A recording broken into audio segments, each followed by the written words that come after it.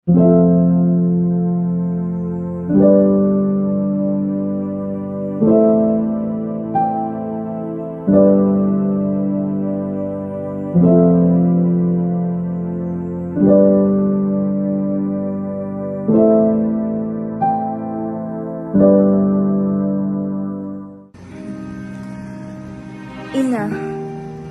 ako nga'y isa ng ina. Dumating ka man sa madilim na bahagi ng buhay ko, ngunit hindi ito dahilan upang ipagkait ko sa iyo ang pagmamahal ng isang ina. Alam kong hindi sapat dahil hindi kita kayang bigyan ng isang kumpletong pamilya. Ngunit ito ang tatandaan mo. Hindi ko hahayaan na maramdaman mong may kulang. Hindi ako mapapagod magtrabaho araw at gabi, mabigyan ka lang ng magandang kinabukasan.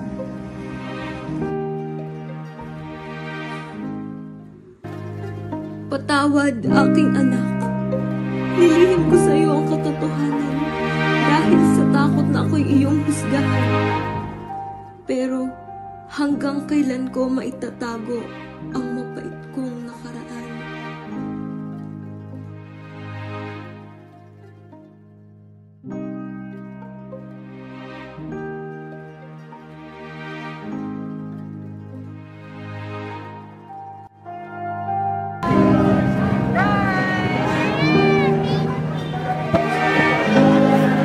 Bakit kaya ako walang tatay?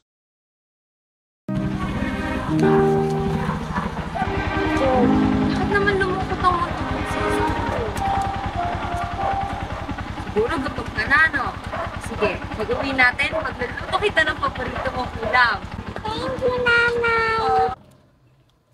Nanay, ba't wala po ba si tatay dito?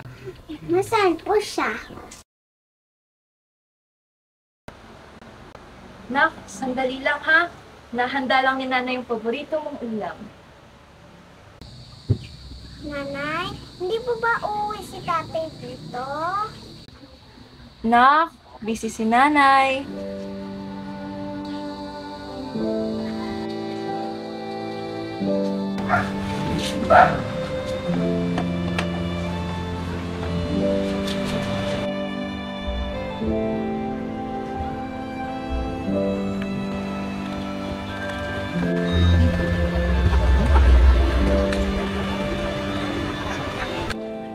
Nanay, kumukha po ba si tatay? Kasi ikaw ulat, ako hindi. Siguro kumukha ko si tatay. Gusto mo makita yung tatay mo? Opo, May Nanay. surprise sa'yo si Nanay. Wow! Si tatay!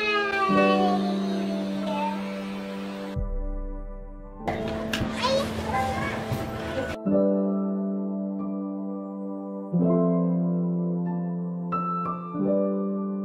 At hindi ko namalayan na ang munti kong prinsesa ay isa ng ganap na dalaga. Ay, magkano mo sa isang wifi mga? Ang ganda naman ang kapat. Ay, anak ko yan. Aga mo naman lumandi. Kung ako nanay mo, pinalo kita sa kuwit. Siya po, pinaka-the-best na nanay sa buong mundo. At proud na proud po ako sa kanya.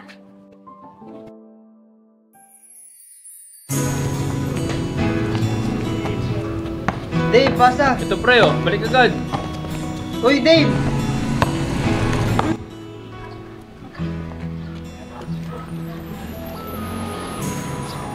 Sigurado ka? Okay ka lang?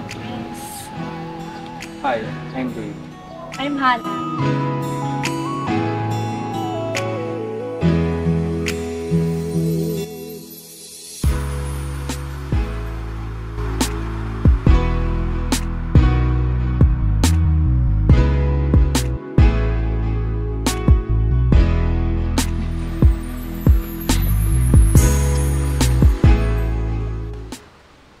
Nak, alam mo ba, yung anak ni Maring Tess, buntis. Ha? Kasi kinad ko lang yun na ya. Eh, Yun yung sinasabi ko sa'yo. Huwag ka muna magtitiwala sa mga lalaki dyan, ha? Saka sa edad mo na yan, dapat inuuna mo yung pag-aaral para makamit mo yung pangarap mo bilang guro. Opo naman, Nay. Pangako ko sa'yo, ingatan ko yung sarili ko. Pangarap ko kaya makasal sa simbahan ng Agustin na hindi pa preg. Nako, sinasabi ko sa'yo, pag ikaw nabuntis ng maaga, nako, aatakihin ako sa puso. Promise mo yan. Promise, Nay.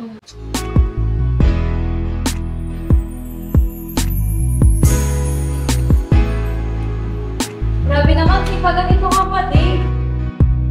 Alam niyo ba ang panganib na dulo ng maagang pagbubuntis? Ito ang hamon ko sa inyong mga kabataan. Na panatilihing sagrado ang inyong mga sarili bago kayo ikasal. Tinatanggap niyo ba ang aking hamon? Hana, pwede ka ba mamaya? Note sana tayo ng sailing. Yung sa kanya, yung she's dating a gangster. Ito.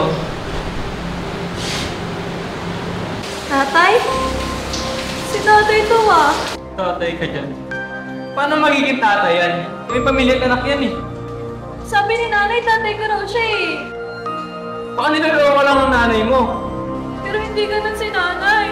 Hindi niya naman ako gagawang nakawin eh. Tumigil ka nga, Hana. Eh, oo. Maniniwala ka pa rin ba sa nanay mo? Tay!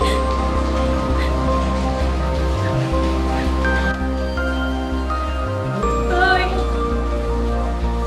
Si tatay to eh! Si tatay to! Si tatay to! Uy, Dad. Nakita mo ba si Hana? Oo, nakita ko. Umiiyak. Ano nga yan?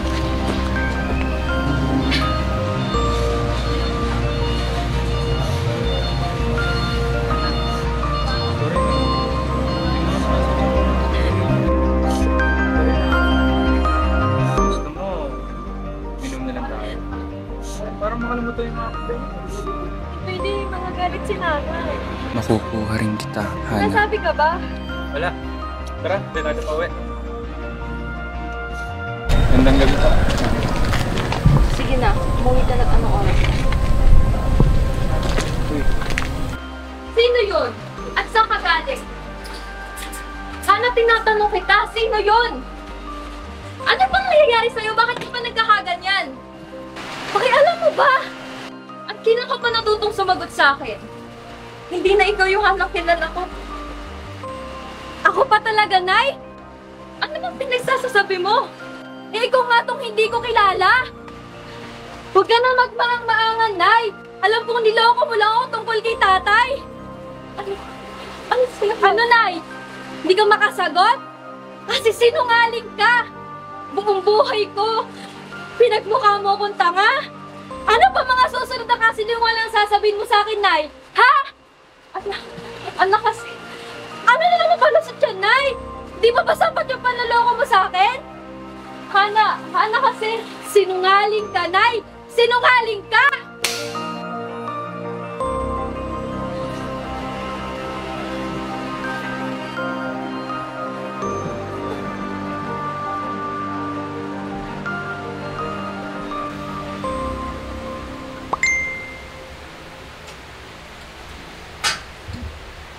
Yes!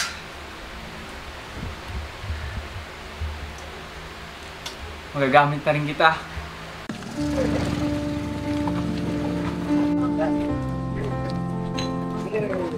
Ano, pre, kamusta yun? Saan natin sa dalawa na yun? Oo nga, pre. Mukhang makakascall si Dave. Laks mo nga akin. In love na ata si Ana dun eh.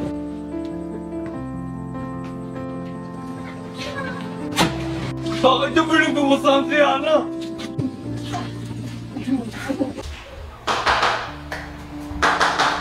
Baby, wait lang!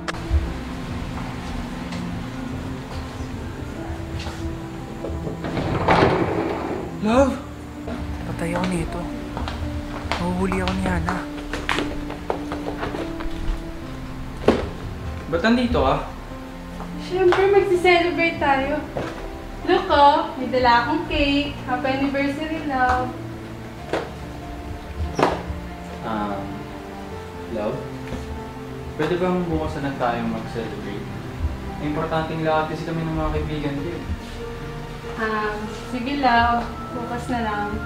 Thank you, love. I love you.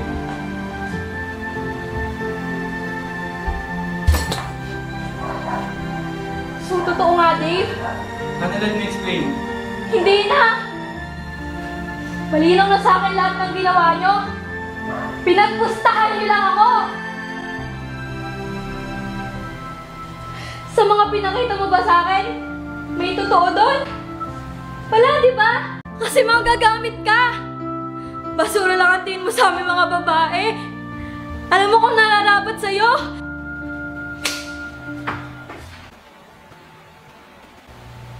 Love, huwag mo napansinin yun. Ginugulo lang tayo nun eh. Love, tara kainin lang natin itong dala mo. Ma-celebrate tayo, mukhang masarap eh.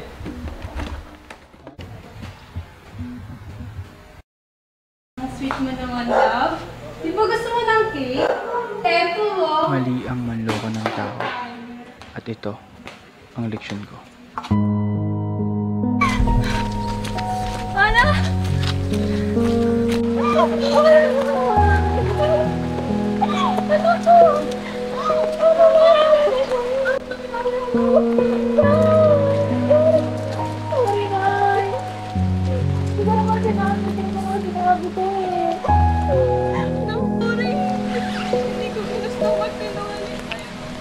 Patawad, aking anak.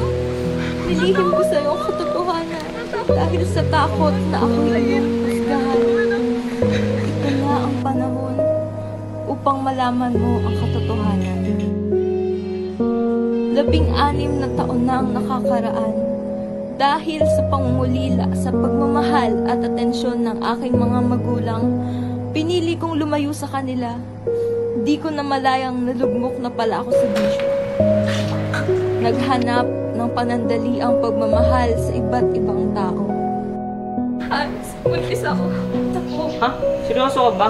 Isang gabi lang yun. Tsaka, ang dami-dami mo ng relasyon. Loko ka ba? Mapapagalitan ako nito eh. Sorry, Christina, pero ipaako mo na lang yung safe ba? Ngunit, sa huli, ako'y iniwan at niloko. Sa galit ng aking mga magulang, nagawa nila akong itakwil at pabayaan. Nagpalaboy-laboy ako sa lansangan at pinasok ang iba't ibang trabaho upang mabuhay tayong dalawa. Hindi pa doon nagtatapos ang masamang balita. Hindi kinaya ng aking mga magulang ang sama ng loob. Kaya magkasunod silang binawian ng buhay.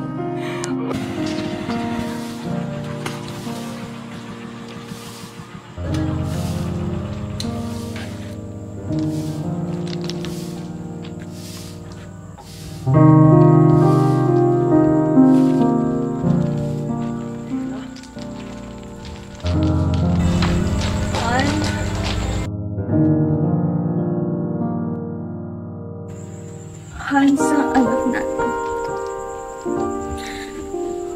Itay! Itay!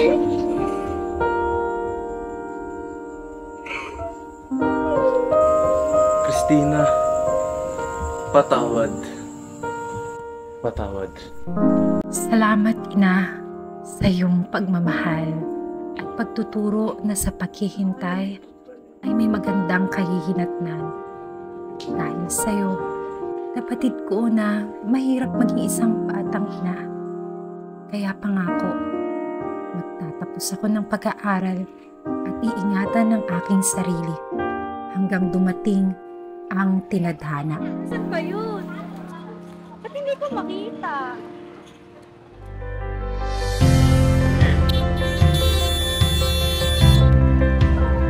Sorry, miss.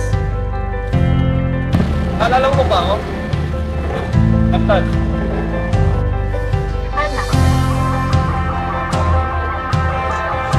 At ito nga ang tinadhana.